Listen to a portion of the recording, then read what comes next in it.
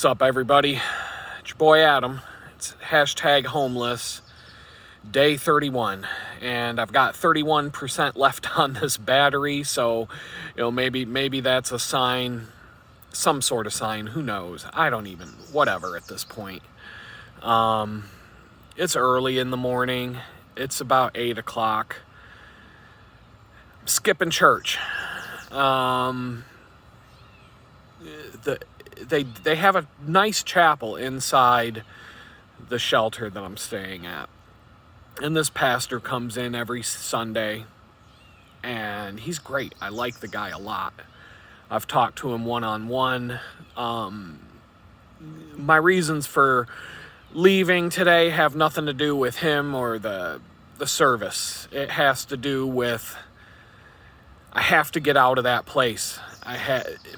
When I was saying yesterday about how I understand people, homeless people, in the middle of winter who would refuse to go to a homeless shelter and would rather live outside and take their chances, I get it. I absolutely get it. Sometimes it's too much to deal with. I'll just share one story. And it's not the only thing. It's not the only reason I had to get out of there this morning. Put it this way. If I wanted to wait around for church, I would have to wait 2 more hours for church to begin. Right? Yeah. And then church is about an hour and a half. And by the time everything wraps up, I'm not getting to a coffee shop or a place where I can be productive until about noon. So right now it's 8 in the morning. I can sit here and talk to you guys for, whatever, the standard 20 minutes or whatever. And I can go do something productive. And yeah, I feel bad that I'm not going to go to church today. There's a couple of other churches in town that I might want to go to, but they're a far walk, and I'm just burned out. I'm burned out, and I need to be by myself, as close to by myself as I can get today. So in the shelter, oh man, this is just one of many stories.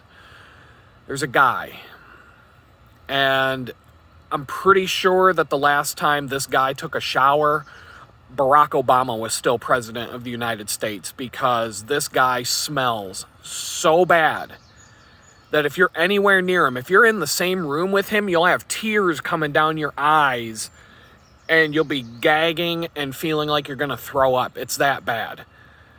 And this guy, he won't take a shower. And, if you were homeless, out in the streets, living under a bridge, with no money, I could understand it. But you're in a homeless shelter, dude, for a week with 3 or 4 showers in the building.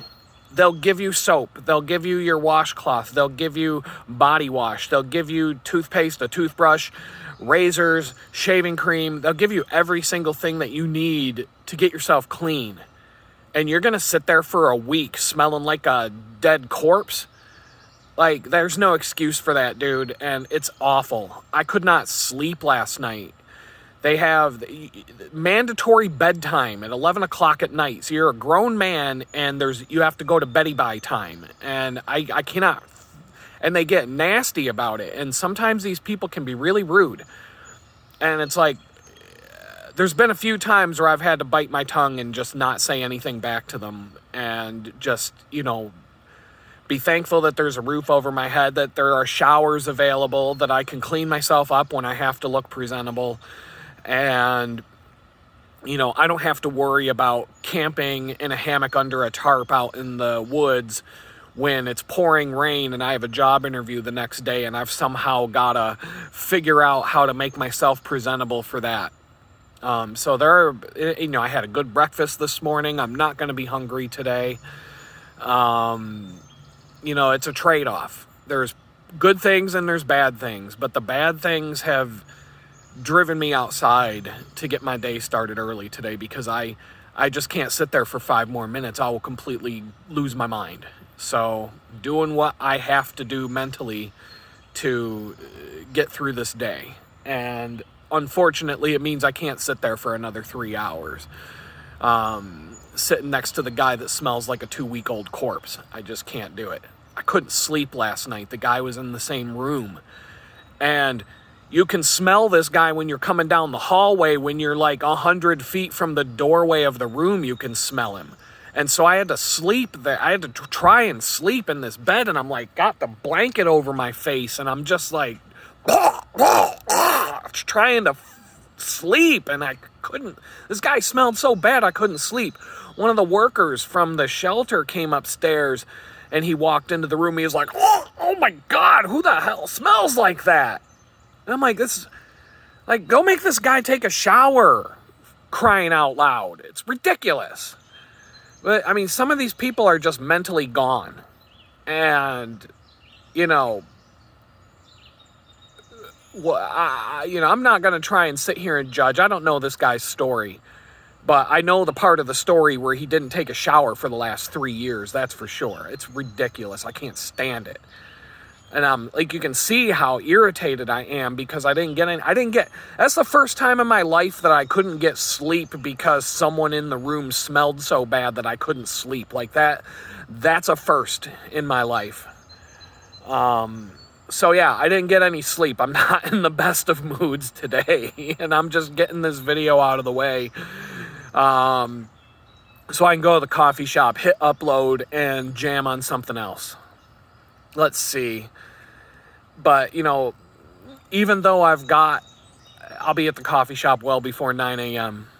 And even though I'll have from 9 a.m. to 5 p.m., however long I want to sit there, the other major problem is, right now I know of, well, on Sunday when the library's closed, I know of 2 places in town, maybe 1 place in town, that has Wi-Fi for the public.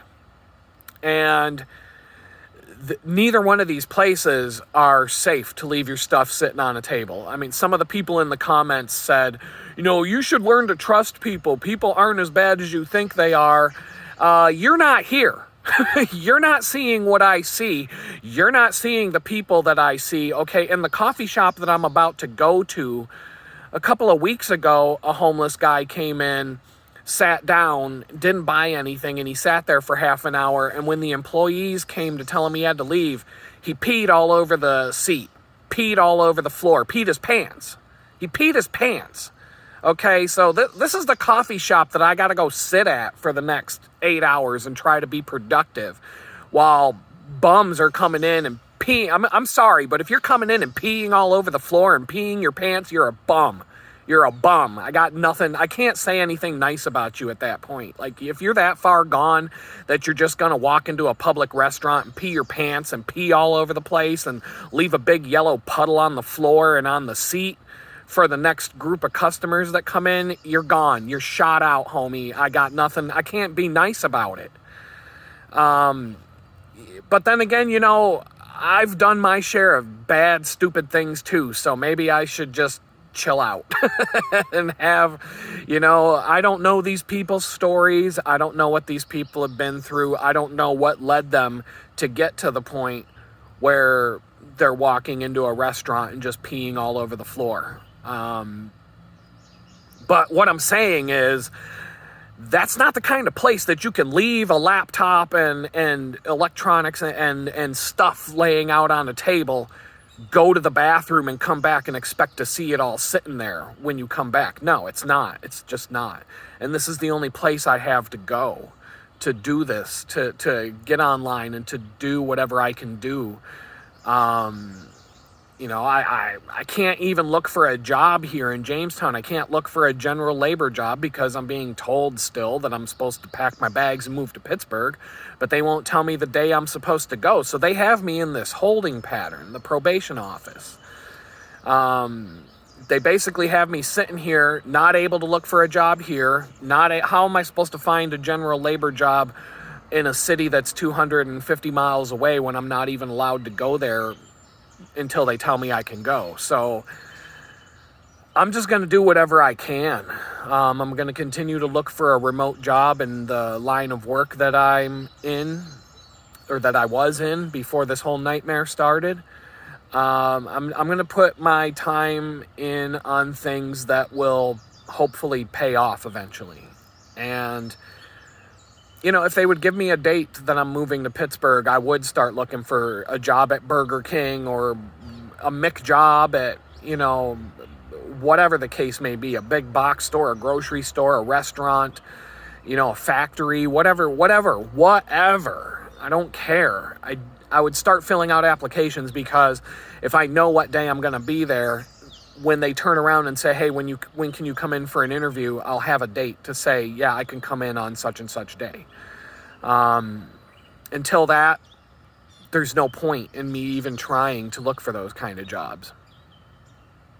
Argue with me if you want. Some people will, but I'm not stupid. I know that if they call me in for an interview and I say, well, I don't know when I can come in for an interview, then I've just crossed that place off my list. Because they're not, who's going to hire you after you tell them that? Nobody. So I'm just going to let it go. And checking out, there's a bunch of ducks flying around. There's a lot of nature this morning. It's pretty quiet here. Let's see. So that's what's going on. Not a whole lot else. I'm just going to try and get through this day.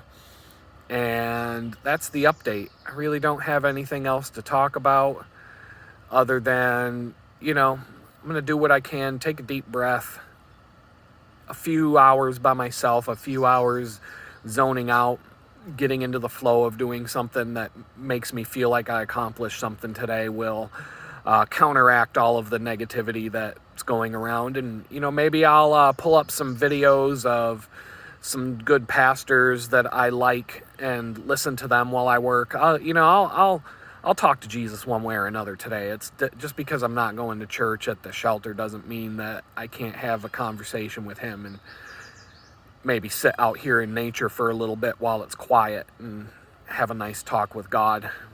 And, I know he'll have my back one way or another. I just have to, keep holding on to the bar of the roller coaster and hope that the ride stops, because after a while, I'm starting to get dizzy from it. It's starting to wear me down. 31 days. 31 days of this. It's gone by fast, really fast. And, we're into middle of June, July, August. 3 months from now, the weather's going to start turning, especially here, if I'm somehow still here. So I got to figure this out. I'm going to get back to it. Still waiting to get confirmation for my 3rd round interview at this company that I'm talking to. Hopefully they haven't decided to look up my name on Google. That's all I can hope for right now. I know that conversation's going to come up at some point. I'm just strategically trying to wait until the right time. It seems like they're interested in hiring me now, and it's better to bring it. From what I've read, from what other people have said, and from my own gut feeling in this situation, it would be better to wait until they want you on board, and then they have to make a decision based on what's going to come up when they look into my past, versus bringing it up during the first phone call and having them hang up the phone and say, we've decided to move on, before they ever gave you a chance to show them what you can do. There's a reason why states like New York have made it illegal for companies to ask about your criminal record on a job application and during job interviews. The only time it's legal for them to ask it here in New York is after they've made you an offer officially. And that's because they want people to have a chance. If every job application you fill out has a checkbox, have you ever been convicted of a felony? You could fill out 150 applications, check that box, and never get a phone call. But if they don't know, then they're at least going to give you a chance. You can come in, interview, talk to people, bring up the situation of your past at the appropriate time. Sometimes in these interviews for me, it's been the appropriate time has been during the first interview. During the process I'm going through with this company, it hasn't, my gut feelings telling me hold back. You don't need to talk about it just yet. So I'm going to leave it there. I got some things I want to get done today. I'm going to get over to this crazy coffee shop and see if I can get next to a power outlet. And I'll talk to you guys tomorrow.